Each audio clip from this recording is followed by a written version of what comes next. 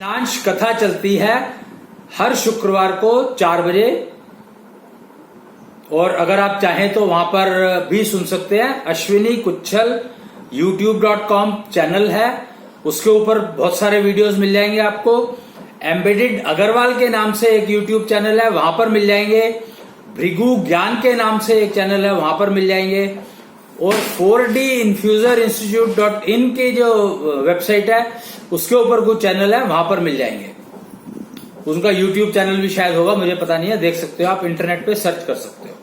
और इंटरनेट पर इस बारे में बहुत सारी जानकारी आपको मिल जाएगी। तो हम बात कर रहे थे अन्यानी योग एंड योगा, अन्यानी यूनियन ऑफ योग एंड योगा। और अन्यानी का मतलब अहम ब्रह्मास्मि, अन्य से मुझे कोई मतलब नहीं है। अन्य दूसरा ब्रह्मास्मि है या नहीं है, उसने ब्रह्मास्मि के रास्ते पर चलना शुरू किया या नहीं किया, that is not my concern, not at all. Actually हुआ क्या था कि हम एक कहीं बैठे थे, डिस्कशन होता है, चर्चालय जो है जहां पर चर्चा होती है, मतलब वो कुछ जगह, मतलब चर्चा तो चर्चालय उसको कहते हैं हम लोग, जहां पे 4 आदमी बैठ करके डिबेट करते हैं, डिस्कशन करते हैं, बहस करते हैं, पॉजिटिव बहस जिसको कहा जाता है, तो उसको हम चर्चालय कहते हैं। जहां पर पॉजिटिव थिंकिंग के एंगल से बहस की जाती है, डिबेट की जाती है। फेवर और अगेंस्ट में नहीं होता वहां पे कुछ भी, जिसके जो जिसको समझ आता है वो बोलता है। और उसमें सिर्फ वही लोग पार्टिसिपेट करते हैं जो अहम ब्रह्मास्मि के रास्ते पर चल दिए हैं। नॉर्मल लोगों से, बाकी लोगों से बहस करने का फायदा ही नहीं है, वो तो बेचारे ना समझ पाएंगे ना बता पाएंगे कुछ।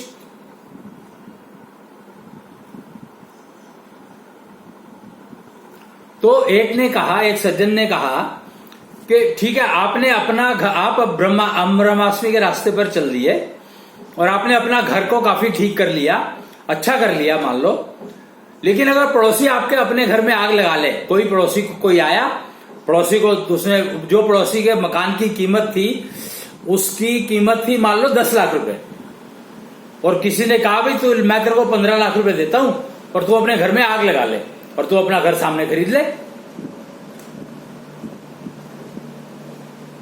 और आग लगाने के बाद तू यही रहना चाहता है तो ये तो तेरा है ही, 15 लाख मैं तेरे को दूंगा ही, तू आग लगा ले अपने घर में।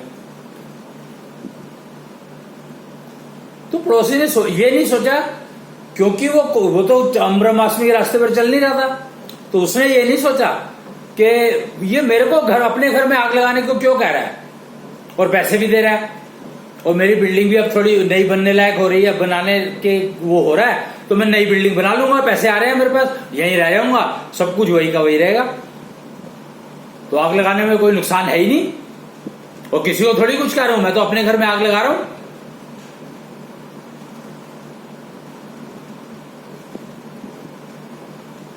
क्या कहते हो आप लोग इस बारे में? तो जनरल पब्लिक पूछे, हाँ भैया उसका घर है, वो जो मर्जी करे, कहते नहीं अरे उसके घर में ऐसा चल रहा है। अगर भैया जो उसका घर है वो जो मर्जी करे, तेरे को क्या लेना देना उससे, ऐसा चल रहा है नहीं चल रहा। फिर नेबरहुड वॉच लगाते हैं, मतलब देखो कॉन्ट्राडिक्टरी कितनी है, उसके घर में क्या चल रहा है, आपको क्या मतलब, और फिर नेबरहुड वॉच लगाना चाहते हैं। मॉब लिंचिंग करनी शुरू कर दी, एक से एक नहीं लड़ सकता, मैं 10 को ले आया एक से लड़ने के लिए। महाभारत में कहा था कि अपने बराबर कैसे लड़ो, महाभारत में बताया गया है ये कि अगर युद्ध करना है तो अपने बराबर कैसे करो। अब आपको पता कैसे लगेगा कि आपके बराबर का है कि नहीं है? तो वहां पर महाभारत में कहा यह गया था, ये युद्ध के समय कहा गया था,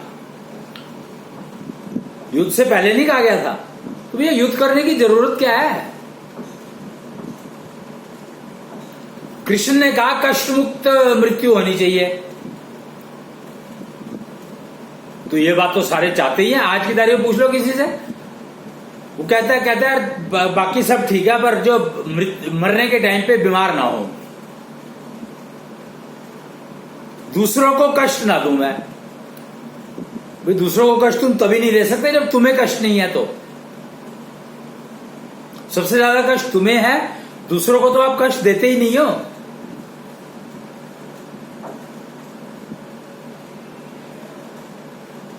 सारा कष्ट तो आप खुद सहन करते हो, क्योंकि आपकी मजबूरी है। आपका कष्ट कोई समझ नहीं सकता, किसी का भी कष्ट कोई दूसरा नहीं समझ सकता, और आप एक्सप्लेन नहीं कर सकते। मतलब सिचुएशन ये आ चुकी है आज कि आप डॉक्टर के पास जाते हो कि जी पेट में दर्द हो रहा है, डॉक्टर कहता है अच्छा ठीक है, 1 2 3 4 5 6 7 8 9 10, उसे 10 टेस्ट लिख दिए, ये करा लो ये करा लो ये करा लो, ब्लड टेस्ट करा लो, ब्लड टेस्ट में ये चीजें करा लो, बीपी करा लो, ईसीजी करा लो, फलाना ठिकाना, जो भी बनता होगा उस समय में, जो उस डॉक्टर की समझ में आया होगा। और दर्द को पेन किलर दे दिया कि भाई चल दर्द हो रहा है तो ये ले लियो। जब दर्द हो, अब कहने लगे, पहले तो कहते हैं 3 बार खानी है, 4 बार खानी है, अब कहते हैं कि जब दर्द हो तो ये ले लेना। दर्द भी जब असहनीय दर्द हो तब लेना। अब ये कहने लग गए हैं ये प्रिकॉशन। खैर, तो आपने टेस्ट कराए, कोई रिपोर्ट नहीं है, कोई रिजल्ट नहीं आया, डॉक्टर के पास ले गए आप, कहते इसमें तो सारी चीजें ठीक है। वो कहता है भैया इसकी सारी चीजों को मैं क्या करूं, मेरे तो पेट में दर्द हो रहा है, मैं उसका क्या करूं। वो कहता है एक्सरे और करा लो। एक्सरे और करा लिया, पता लगा 1 लाख रुपया खर्च दिया सारे टेस्ट में, और पेट का दर्द अभी तक तो है। फिर क्या, फिर डॉक्टर ने कहा कि भाई सर्जरी करनी पड़ेगी। तो पेशेंट ने ये नहीं पूछा कि उसको कहा कि अच्छा डॉक्टर साहब, उसे सेकंड ओपिनियन ली दूसरे डॉक्टर से। अरे जब एक डॉक्टर ने सर्जरी रिकमेंड करी है, रिपोर्ट देख करके ही तो करी है, तो वो दूसरा भी तो वही करेगा। क्या दिमाग है लोगों का। तो दूसरे डॉक्टर ने 5 टेस्ट और लिख दिए जो उसके समझ में आए, जो उसमें नहीं थे। फिर उसने कहा हाँ जी सर्जरी तो करानी पड़ेगी। तो उसको लगा 2 ओपिनियन ले ली मैंने, एक और ओपिनियन ले लेता हूं, एक और ले ली, 5 ओपिनियन ली उसने। 5 में 5 टेस्ट एक्स्ट्रा कराने पड़े, पर करा करके और करीब 125 टेस्ट कराए, 2 लाख रुपए लग गए 2 दिन के अंदर, और ओपिनियन मिली कि सर्जरी तो करानी पड़ेगी। उस भाई ने ये नहीं पूछा कि सर्जरी किस चीज की करोगे, पेट में तो 50 चीजें लगी हुई हैं,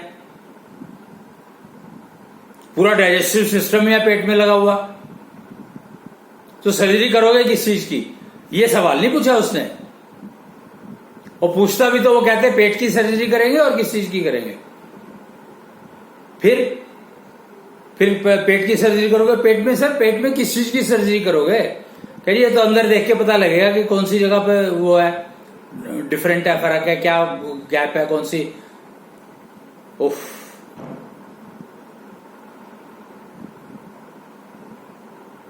तो क्या होगा, पेट की सर्जरी हो गई, अब पेट दर्द तो पता नहीं कहां गया, सर्जरी का जो दर्द है वो तो अब वो क्या सर्जरी है, तो अब तो वो रिकवरी में तो टाइम लेगी।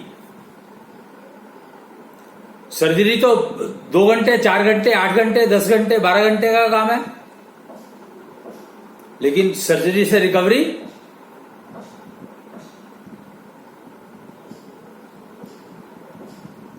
6 महीने 8 महीने साल, उम्र 50 साल। कभी चोट लगी होगी बचपन में, डॉक्टर पूछता है कि बचपन में कभी चोट लगी थी क्या। मेरी सिस्टर के साथ हुआ, वो बेचारी 40-45 साल की थी, उसके हस्बैंड का फोन आया मेरे पास कि डॉक्टर पूछ रहे हैं कि इनको बचपन में कभी चोट लगी थी क्या। तो हमें तो याद नहीं, जहां तक हमारी याद है, मैं सबसे बड़ा हूं, जहां तक मेरी याद है, मुझे तो नहीं याद कि कभी चोट लगी थी। तो जब चोट लगी का इफेक्ट 40 साल बाद आता है या 30 साल बाद आता है, तो सर्जरी तो चोट दी गई है आपको। अगर मैं समझू, एक डॉक्टर जी से, एक डॉक्टर साहब से सवाल किया है किसी, उसने वो बता रहा था मेरे को, तो स्टोरी सुना जाते हैं लोग, आते हैं सुना जाते हैं, कह रहे थे मैं डॉक्टर साहब के पास गया, उन्होंने कहा भाई आपको ना वो क्या करते हैं, पता नहीं क्या, वो कट लगाना था कुछ। उसने पूछा डॉक्टर साहब एक बात बताओ, कि जो ब्लड चोट लगती है, जो ब्लड निकलता है, और जब आप कट लगाते हो जो ब्लड निकलता है, क्या वो सेम नहीं है? तो डॉक्टर कहते हैं सेम ही तो है।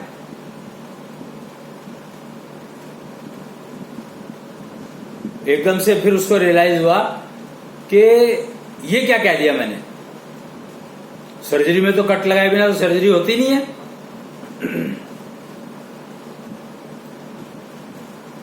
तो फिर उसका कुछ जस्टिफिकेशन दिया उसने।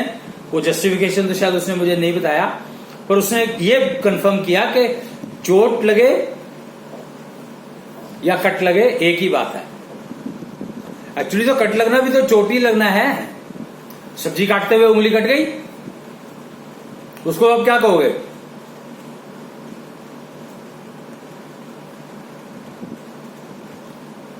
तो जिंदगी को अगर ठीक चलाना है तो खाली योगा से काम नहीं चलेगा, खाली योग से काम नहीं चलेगा। अगर आप ब्रह्मास्मि के लेवल पर चलना चाहते हो तो देखो, अहम ब्रह्मास्मि के अगर पथ पर चलना चाहते हैं आप, तो आपको दोनों चाहिए, और दोनों में भी युगल चाहिए। हस्बैंड वाइफ नहीं चाहिए, पति पत्नी नहीं चाहिए, युगल चाहिए, युगल।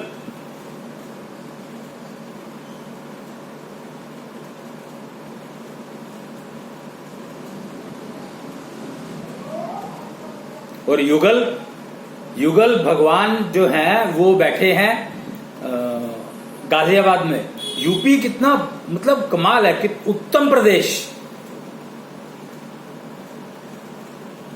हस्तिनापुर वो यूपी में था, अयोध्या वो यूपी में, कृष्ण का जन्म यूपी में, परशुराम की तपस्या यूपी में, युगल भगवान यूपी में,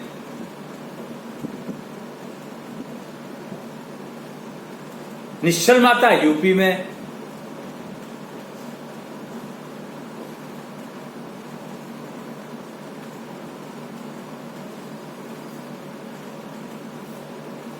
सोलह कला संपूर्ण कृष्ण यूपी में।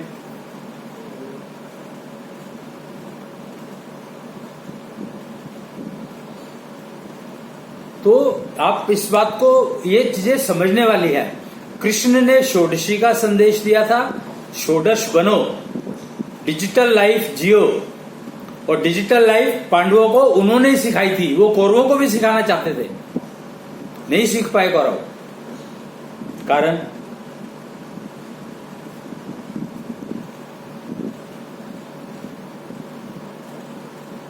भाई से भाई का कंपटीशन। युद्ध किसने कराया? कहते हैं युद्ध द्रौपदी ने कराया। बताओ द्रौपदी का नाम।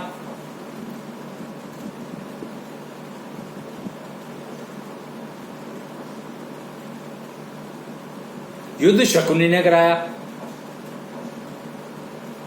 और पहले तो ये डिसाइड कर लो कि युद्ध करवाया किसने। तो लोगों ने कहा युद्ध हुआ ही नहीं, मतलब ये काल्पनिक है।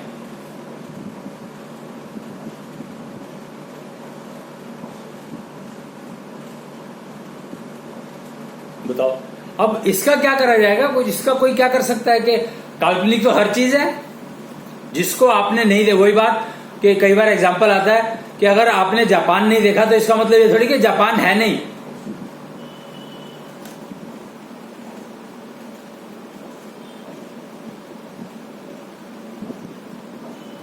और इसमें नॉर्मली एग्जांपल जापान का आता है। क्यों?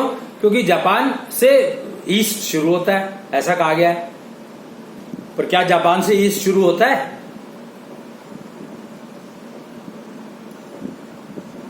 ये भी एक पता नहीं धारणा कैसी है ये कि ईस्ट जापान से शुरू होता है।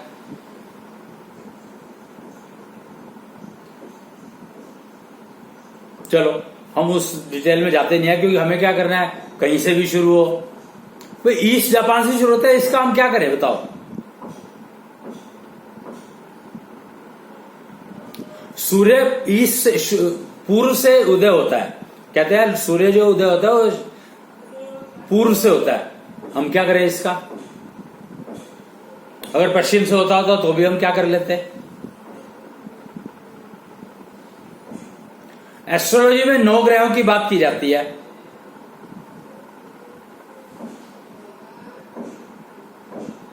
जबकि राम राज्य में 12 का सिस्टम तो राम राज्य में आ ही गया था। कृष्ण राज्य में तो 16 आ गया, 16 का आ गया। तो एस्ट्रोलॉजी तो बेचारी, अब एस्ट्रोलॉजी का क्या वो रह गया। और अब एक और बात सुन लो आप, 24 मॉलिक्यूल से सारा ब्रह्मांड बना है, तो अल्टीमेटली अब वो 12 वाला भी खत्म, 24 वाला 16 वाला भी खत्म, अब तो 24 मॉलिक्यूल का आ गया फाउकोलॉजी। अब आप कह सकते हो कि फाउकोलॉजी तो काल्पनिक है। ठीक है, काल्पनिक है तो क्या हुआ, मैं क्या करूं उसका। ये काल्पनिक नहीं है कि सूर्य जो है वो पूर्व से उदय होता है, ये भी तो काल्पनिक है। सूर्य डूबता है, भैया सूर्य कभी डूबता है क्या।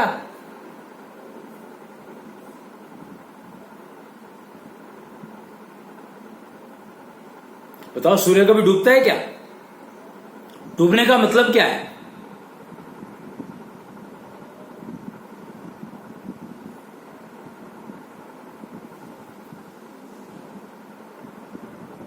डूबने का मतलब क्या है।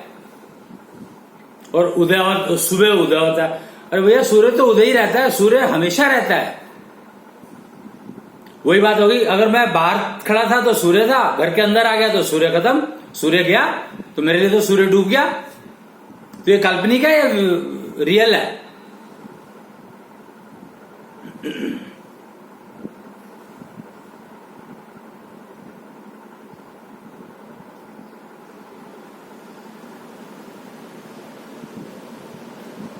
शरीर 5 तत्वों से बना है, ये बात इतनी बार सुनी होगी, इतने लोगों से सुनी होगी कि गिनती नहीं करी जा सकती।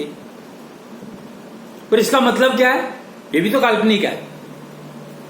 तो फाउकोलॉजी ने बताया कि भैया 5 शरीर हैं जीवित प्राणी में, 5 लेयर है शरीर की।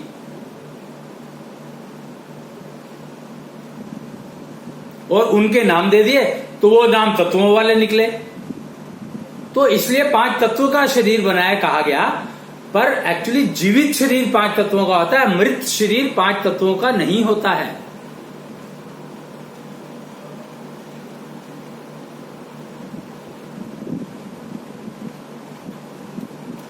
और उसी ने मृत्यु डिफाइन कर दी। उसी ने यह बताया कि मृत्यु जब आपकी मृत्यु होती है उससे 13 दिन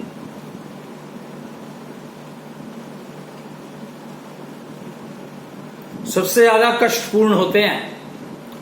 और अपनी अर्थी पहचान, जो कुच्छल दोहा मैंने सुनाया था, तो वो अपनी अर्थी पहचान का मतलब ही यही है कि वो 13 दिन का कष्ट आप 13 सेकंड में पूरा कर लो,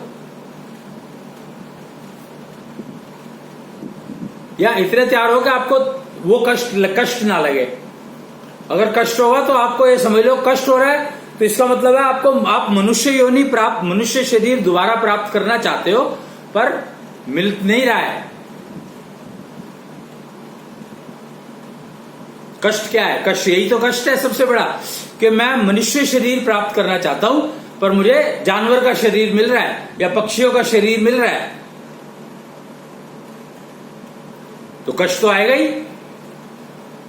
और जब नया शरीर मिल जाता है तो फिर उसके कष्ट आते हैं, जो 13 दिन वाला जो कष्ट है वो खत्म हो जाता है। फिर तो आपकी मर्जी, आप कितने कष्ट चुनना चाहते हो सुबह।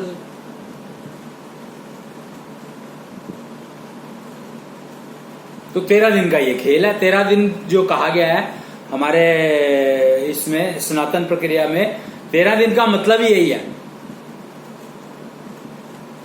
13 जो है ना बहुत खतरनाक नंबर है। अब इसको खतरनाक मैं कह रहा हूं, पर जरूरी थोड़ी है सब कहेंगे खतरनाक। एक्चुअली 13 खतरनाक नहीं है, 13 जो है नव उसका शुरू है, नया शुरू होता है। 13 से नया शुरू होता है। तो 13 के सूर्य उदय से नई वो शुरू हो जाती है रचना। और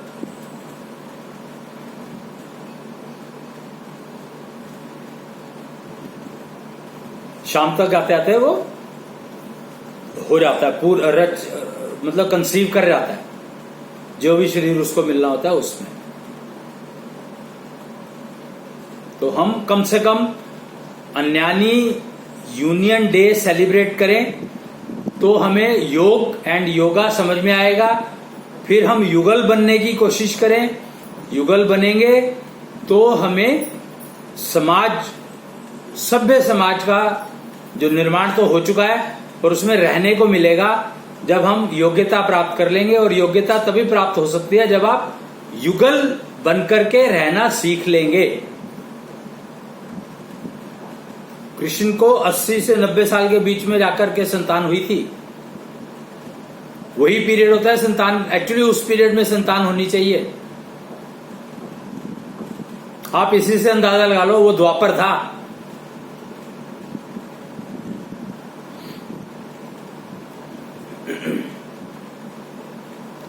कलयुग आप देख ही रहे हो कि 10 साल के उसमें बच्चे हो जाते हैं।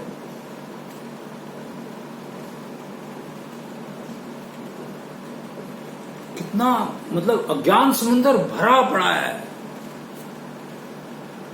और ज्ञान की एक बाल्टी भी नहीं। ज्ञान तो बहुत बड़ी बात है, विज्ञान का एक चम्मच भी नहीं समझ में आता। विज्ञान एक चम्मच है, एक बड़ी बाल्टी भरी हुई के अंदर।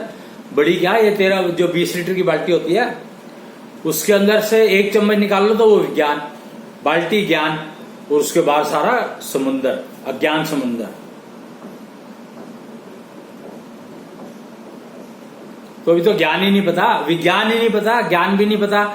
एम्बेडेड पर चल रहे हो तो वो पता लगेगा भी नहीं।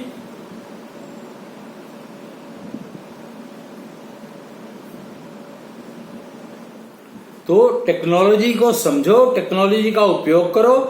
साइंस का मुझे पता नहीं क्या करना है, तुम जो करना चाहो करो। जुगाड़ को समझो, जुगाड़ क्या होता है। जुगाड़ अगर जुगाड़ समझने को साइंस कहा गया है तो ठीक है।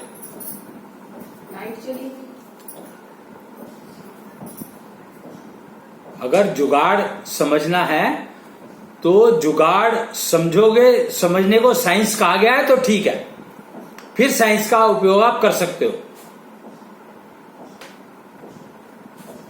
तो जो जुगाड़ बनाता है वही उसकी साइंस बता सकता है और कोई नहीं बता सकता,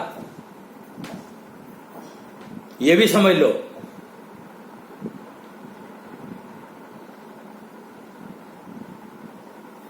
तो अन्यानी यूनियन डे ऑफ योग एंड योगा 18 सितंबर